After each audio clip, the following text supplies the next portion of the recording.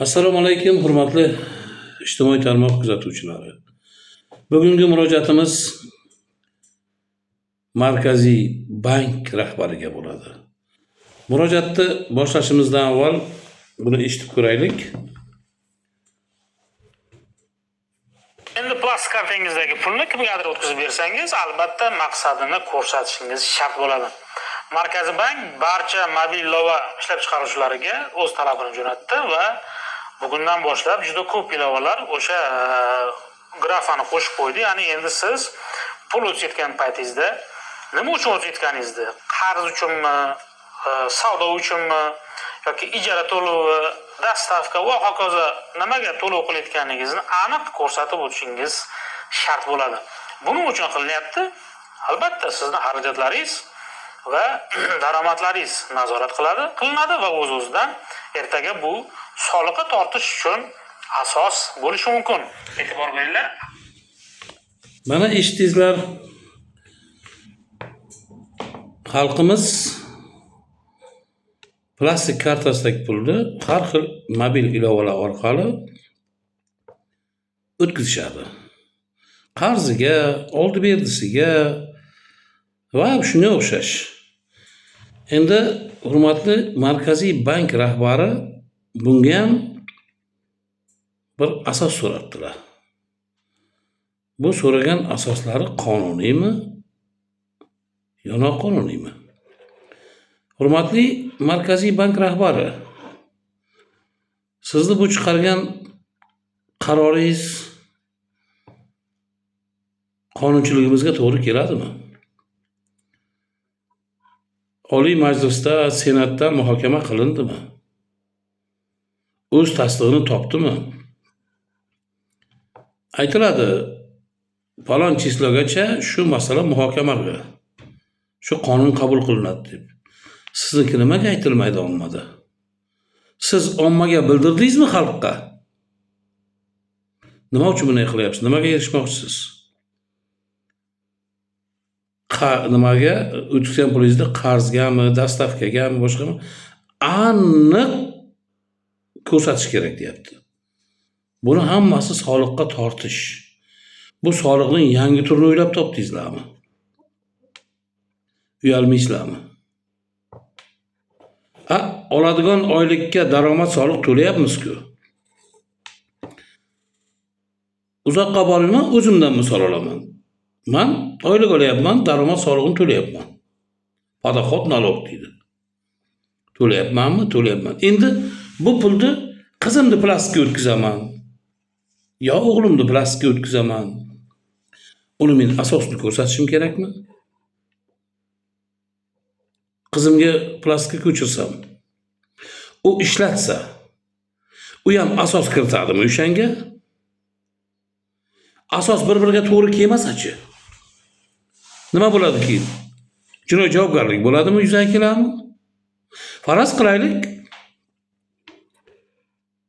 ota-ona qiziga o'tkazyapti. Qizi viloyatda, boshqa viloyatda o'qiyapti, o'qishda, universitetda, institutda, texnikumda o'qiyapti.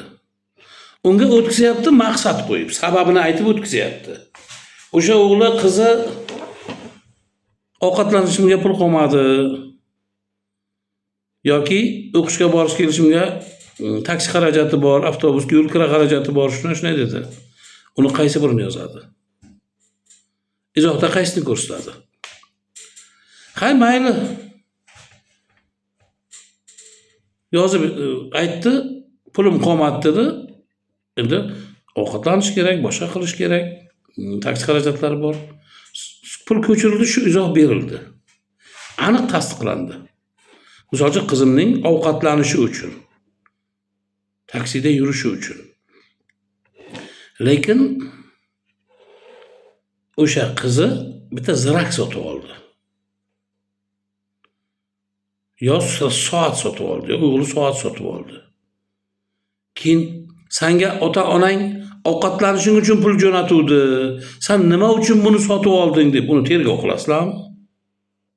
Men tushunmadim bu narsaga. To'g'risi tushunmadim. Bu endi ota-onalar farzandiga beradigan pulni shu qancha oz bo'lsa ham etib beradimi?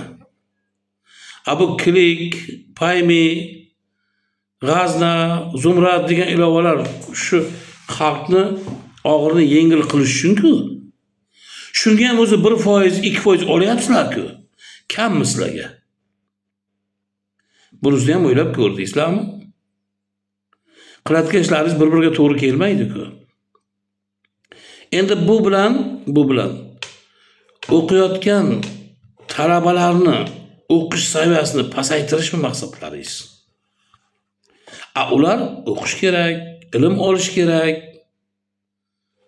Bor mehrini o'shanga berish kerak. Bu turishda hozir men o'g'lim qizimni plastikka pul ko'chiraman, o'qishlari uchun pul ko'chiraman. Sababini ko'rsatib, ular o pulni xarajat qiladi, unga ham soliq olasizlar. Menga-ku plastikka pul oyligim kelayotganda daromad solig'i olingan. O'tkazishimda foizini to'layman. Keyin talabalar ishlatganda ular ham soliq to'laydi. Shundaymi?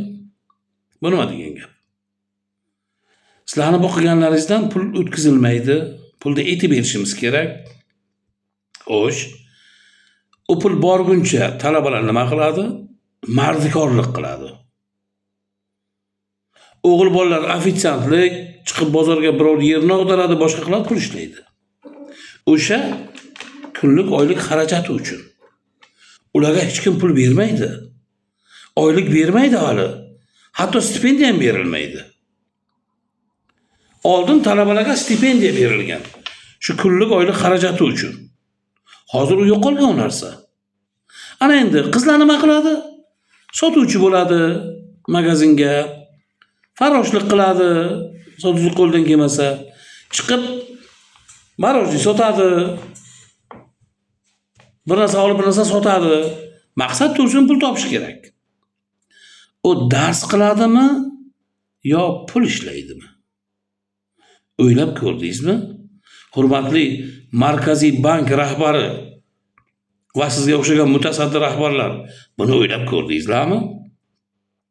Bu bir mantiqqa to'g'ri keladimi o'zi? Mening shaxsiy fikrim, bu noto'g'ri, to'g'ri kelmaydi. Ota-onalar bu uchun qiynalib qoladi. Farzandini o'qishga jo'natgan, unga pul yubora olmaydi. Pulni taksi bilan pochta qilib jo'natsa, unga pochta puli to'lash kerak. Yana shu masala. Beradigan 100 ming puliga taksiga 20 ming, 30 ming yo'l kira berish kerak. Buni o'ylab ko'ryapsizlarmi yo ko'rmayapsizlarmi? Dastavka uchun, taksi xarajati uchun, qarz uchun hammasi ko'rsatish kerak. Hay, o'qishda ham mayli gaplashib oldik. Taksini olsak. Bechara taksistlar o'zini band qilgan dastavkalar bilan. Ular tirikchilik qilish kerak, bola chaqa boqish kerak, mashinasini pulini to'lash kerak. Unga ish yo'q-ku o'zi, hech qayerga ishga olinmayapti. Ishga kirish muammo. Ish bo'lsa ham yo'q deyiladi. Tanish bilish orqali bir balolar qilib ishga kiradi. Uni qo'yavering endi. Keyin u taksist borib o'sha belgilangan stankasida bekatida navbat bilan odam oladi. Ba'zi bir odam oladigan joyda 1 soat, yarim soat, 1 soat, 1,5 soatga bitta odam bilan kelib. Mashina ko'p navbat bilan ketyapti. U borib mijoz tushirib qaytib kelish kerak, yana navbat olish kerak.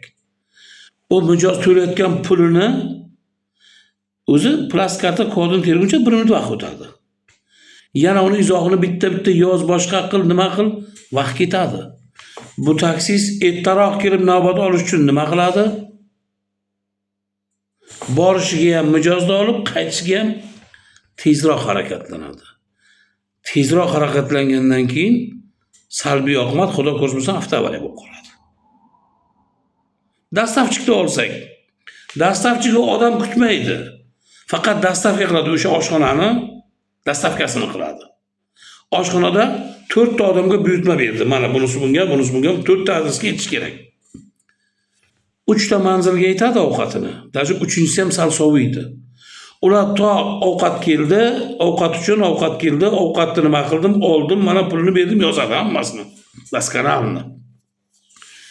4-chi ovqat nima bo'ladi? Muzlaydi, sovib ketadi. O 4-chi ovqatni egasiga aytgandan keyin ovqatni oladimi? Olmaydi. Sovigan narsa kimga keragi bor? Dastlabki nima qiladi? Aka, opa tezroq bo'ling deydi, tas yozadi, mashina gazlaydi. U mijozdan gap eshitmaslik kerak. Shu dastlabki narsani ertaroq yetkazish kerak sovimasdan. Yo'lda salbiy oqibat bo'ladi, avtoavariya bo'lishi mumkin. Birovni mashinaga urishi bor, stalbaga urishi bor, boshqa bor. Bunga kim majbur qilyapti ularni? Hurmatli Markaziy bank rahbari, siz majbur qilyapsiz. Bu chiqargan qonuningiz bo'yicha, qaroringiz bo'yicha. Qonunchiligimizda yo'q narsa uchun yo'q narsani chiqarganingiz bilan nechta oila jabr ko'radi? Buni o'ylab ko'rdingizmi?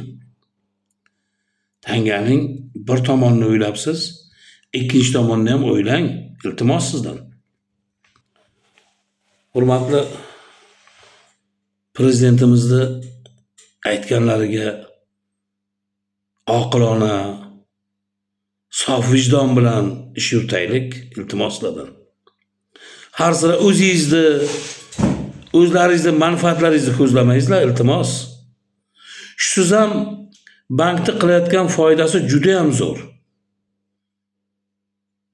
Uni aytishga, ta'riflashga til ojiz. Soliqniki ham shunday. Soliqniki ham daromadi juda katta. Noqonuniy soliqlar bilan xalqqa azob beryapti. Men noqonuniy soliqlar deganim, bundan oldin ikkita videomda ham aytganman. Hali bu bo'yicha yana video qilaman. Xudo umr berib tursa, video qilishdan charchamayman. Mana bu ayrim mutasaddi rahbarlarga meni bu gaplarim yoqmaydi. To'g'risini aytaman, lekin muhtaram prezidentimizga yoqadi. Xalqning dardini bong urib kim olib chiqadi dedilar, mana bizga o'xshaganlar olib chiqadi. Mana ham nima deydi, menga bir suiqasd bir bolalar uyushtirmasa, xudo xolasa yashab tursam chiqaraveraman. Menga xalqning farovon yashashi muhim, prezidentimiz aytganlaridek. Xalq bizdan rozi bo'lsin degan dedilar. Bizdan obod va ozod vatan, xalq qolsin deganmiz. Shuning uchun ozod va obod vatan qolishi uchun xalqimizning roziligi kerak. Xalqimizning farovon yashashi kerak. Xalqimiz chiroyli yashasa, qiynalmasdan yashasa, ozod va obod vatanni quramiz. Hurmatli Markaziy bank rahbari, mutasaddi rahbarlar, har xil qonun qaror chiqarsalar, o'ylab chiqarsangizlar yaxshiroq bo'larmidi deyman. Hurmatli ijtimoiy tarmoq kuzatuvchilari, sizlardan yana iltimos qilib qolaman. Imkon qadar qo'llaringizdan kelguncha like, podpiskani ayamasdan tarqatib yuborsangizlar. Kommentda fikrlaringizni kutib qolaman. Sizlarning fikrlaringiz juda ham muhim. Kommentda fikr qancha ko'p bo'lsa, shuncha egasiga tezroq yetib boradi deb umid qilamiz. Sog' bo'lingizlar, salomat bo'lingizlar.